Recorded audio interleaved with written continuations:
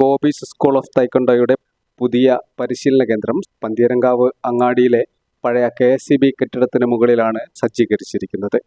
ആധുനിക സൗകര്യങ്ങളോടെ സജ്ജീകരിച്ച തൈക്കൊണ്ടോ പരിശീലന കേന്ദ്രത്തിന്റെ ഉദ്ഘാടനത്തിൽ പ്രമുഖർ പങ്കെടുത്തു.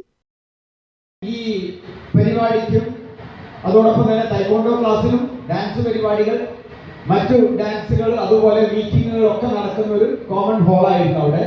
അപ്പോൾ അവിടെ നമ്മുടെ തൈക്കൊണ്ടോയ്ക്ക് കൃത്യമായിട്ട് പ്രവർത്തിക്കാനും കുട്ടികളുടെ പരിശീലനം കൃത്യമായിട്ട് നടത്താനും പറ്റാത്ത ചെറിയ സാഹചര്യങ്ങൾ ഇങ്ങനെ ഇടയ്ക്കിടയ്ക്ക് വന്നുകൊണ്ടിരുന്നതിനാൽ നമുക്ക് ഈ ക്ലബിന്റെ പ്രധാന ഉടമസ്ഥൻ ഇവിടെ ഇരിക്കുന്ന നമ്മുടെ ഇന്നത്തെ സ്വാഗത പ്രാസംഗികൻ ശ്രീ ഉമേഷ് PM ആണ്. അദ്ദേഹം തൈക്കൊണ്ടോയിൽ 4th dan ബ്ലാക്ക് ബെൽറ്റ് ഹോൾഡറാണ്.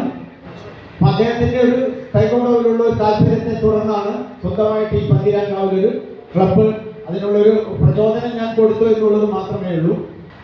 ഗോപിനാഥിന്റെ വീട്ടിൽ നടക്കുന്ന ക്ലാസ്സുകളിൽ ഓരോ പ്രാവശ്യം പങ്കെടുക്കാൻ എനിക്ക് അവസരം ലഭിച്ചു.